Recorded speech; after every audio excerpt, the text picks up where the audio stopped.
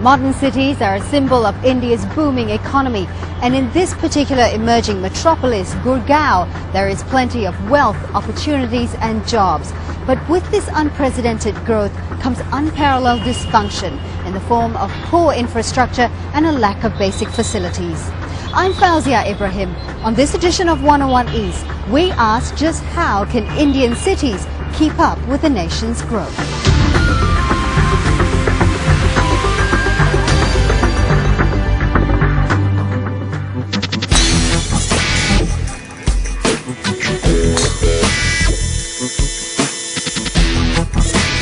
Well, I think Gurgaon is now the city of the young.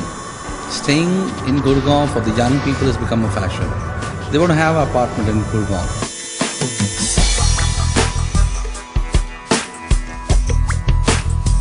All the offices that are there in Gurgaon, everybody's just moving there because it's not really easy to get property in Delhi. It's more modern. It sort of is the reflection of the world outside India. Why be in Delhi? So I'd rather be in Gurgaon.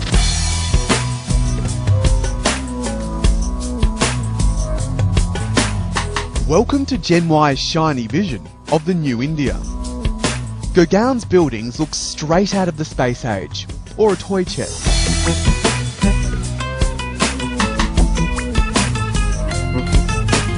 Only 30 kilometres from New Delhi, the average income in this satellite city is among the highest in the country. There is a wide cross-section of the society which is living in these sectors. And then we provide for certain infrastructural facilities such as art galleries, parks, etc.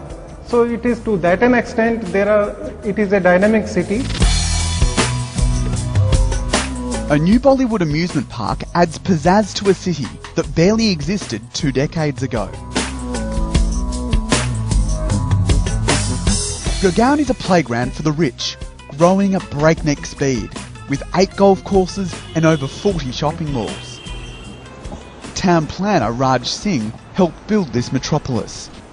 The Gurgaon experiment has been unique in India in the sense that there was active participation of private developers in the whole development process. A lack of bureaucratic red tape and the lure of cheap land helped Gurgaon emerge. Car magnate Jagdish Khattar was among a number of corporate heads who was there from the start. Delhi also had restrictions on industries because pollution, Delhi didn't want industries in which pollution could be there. There was a growth of industries, and once you have industries, then you have residential, then you have services. That's how it came about. And what arrived was a carnival. Gurgaon is one of India's fastest growing cities, expanding 74% to 1.5 million people in the last decade. Urbanisation is defining the nation's future. By the year, say, 2050, we are likely to have more than 60% of the population in the urban areas. This will lead to the emergence of a lot of new cities. Currently, India's cities contribute 60% to its GDP.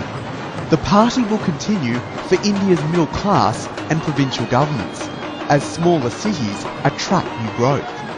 India is predominantly a young country. It needs 10 million, 12 million jobs every year. All the employment to a great extent is emerging in these developing cities, and therefore I think Gurgaon has a very important role to play. Cyber City, Gurgaon's futuristic business district, is a magnet for young workers.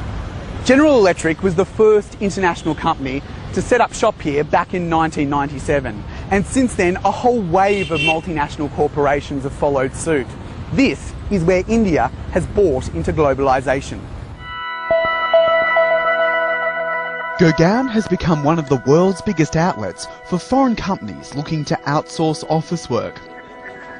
Genpact provides accounting and admin services to international clients 24 hours a day. 1,000 employees work on each of their 4 floors. Such white-collar factories have created an industry worth $17 billion in export revenue, which has no problems attracting workers. A lot of our senior management actually are people who started right at the bottom, and over the last, I would say, 12 years have really grown. I also think it is exciting because it allows people to see a worldview of multiple large global companies. But Gurgaon has a gloomy side. Blackouts occur several times a day. When they happen, Genpact runs backup diesel generators to power the complex. It's Vidya Srinivasan's job to deliver services for workers normally provided by the government. Buses and private taxis transport workers, while security cameras oversee the entire perimeter of the complex. Response time sometimes is not the best from the local authorities. So we actually have our own back end, what we call the quick response teams. Should something happen, they come and immediately take charge of the situation. Even raw sewage is treated on company grounds. We generate obviously a lot of domestic waste. We treat this in this plant and then we throw it into the main drains. It was a requirement of the government that came in last year. We spent $100,000 on fitting that plant, and here we are, now we're up and about with our sewage treatment plant. I mean, so you supply sewage, electricity, security. I mean, what else do you supply as a company? Here we have ambulances. All our offices have ambulances because we work 24/7. Emergency can happen anytime.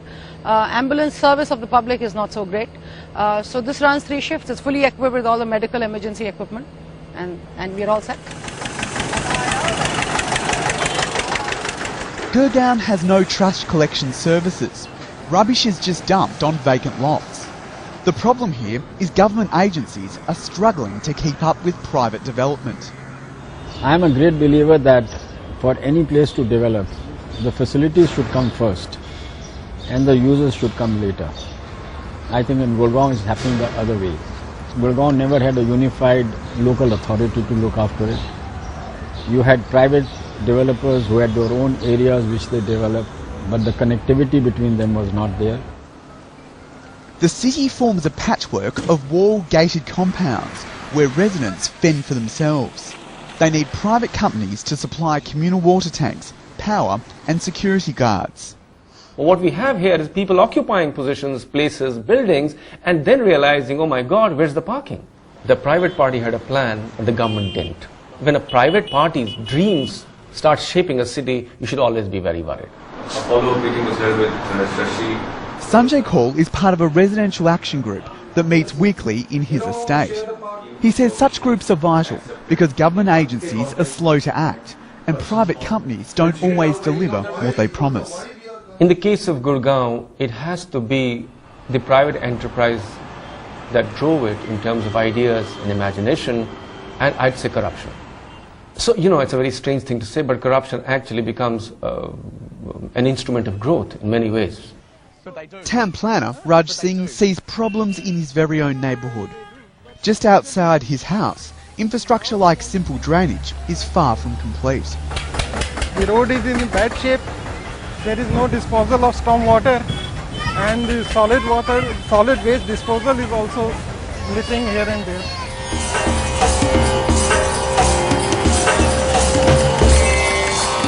But you see the results of poor citywide sewage and drainage out on the main highway through Gurgaon. Sections of major roads are washed away from waterlogging. Their poor condition grinds traffic to a halt.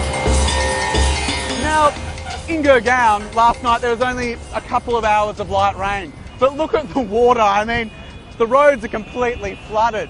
And local police tell me that, in fact, on a bad day, water can get right up to your hips. And that's the problem in India. There's very little expenditure per capita on urban infrastructure. They spend about $17 US. In China, they spend about $116. A lack of public transport doesn't help the gridlock. Sudhir Rajpal heads Gurgaon's main government agency responsible for infrastructure, which has only existed for 3 years. He says they have the funds required, but the task ahead is enormous.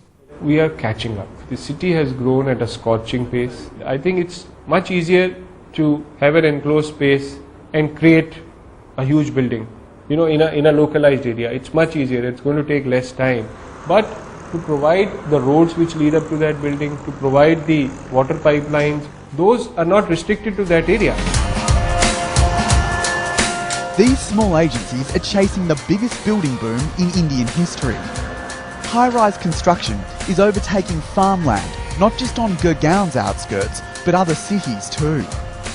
State governments can forcibly take land using an old colonial law for the public good, but it only helps the private sector.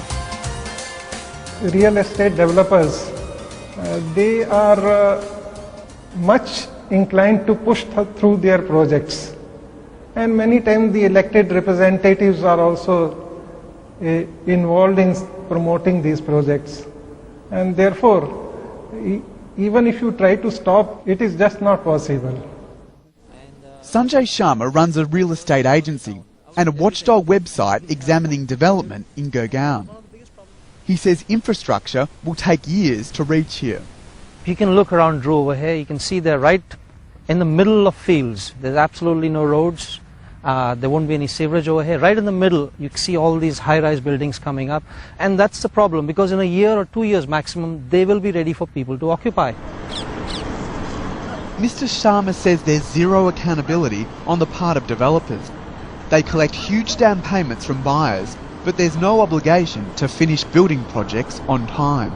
It's a stacked system, allowing developers to continue building new projects and maintain a stranglehold over city development. It's almost predatory behavior.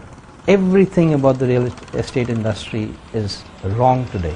The builder has completely one-sided power in a sense that if you fail to give him money in time, he can charge you 18 to 20% interest. But if he fails to give you in time, then he pays you only 1%. In many cases, he doesn't even pay you that.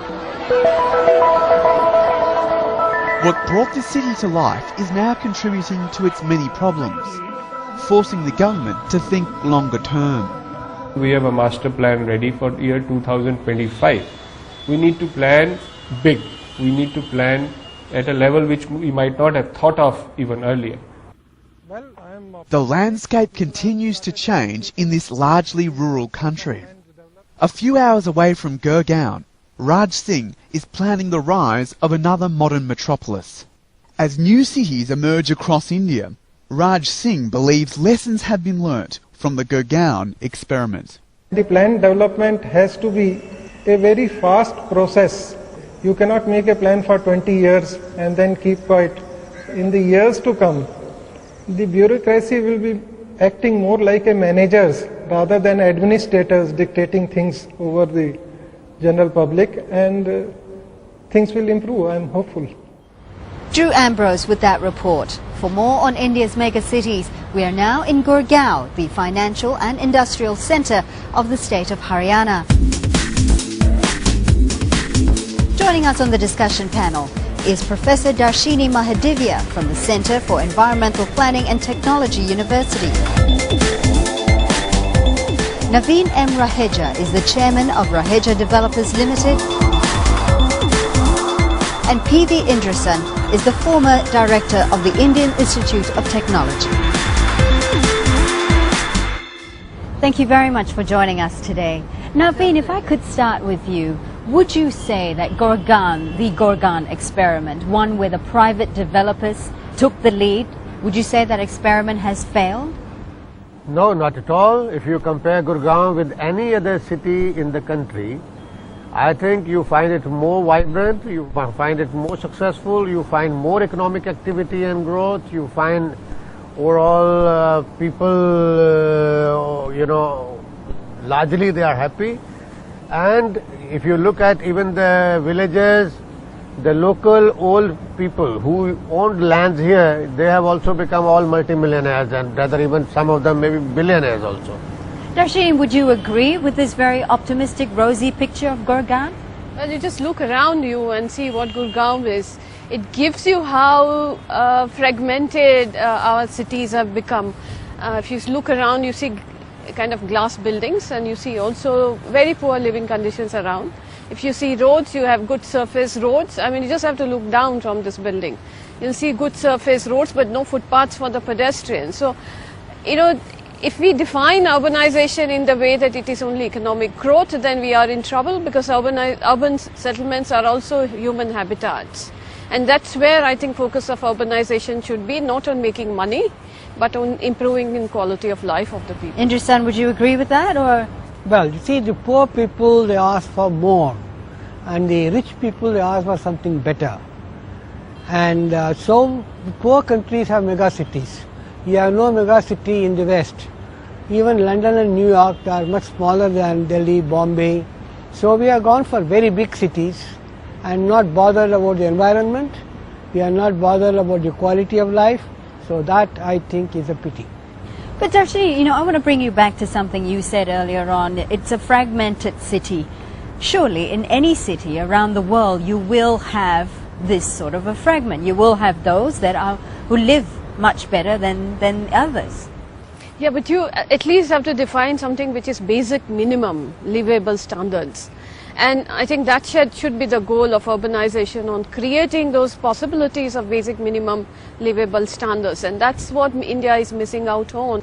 Water supply, sanitation. If you look at the urban health and hygiene scenario, it's terribly bad. I mean, a high growth economy as India with 8 and 9%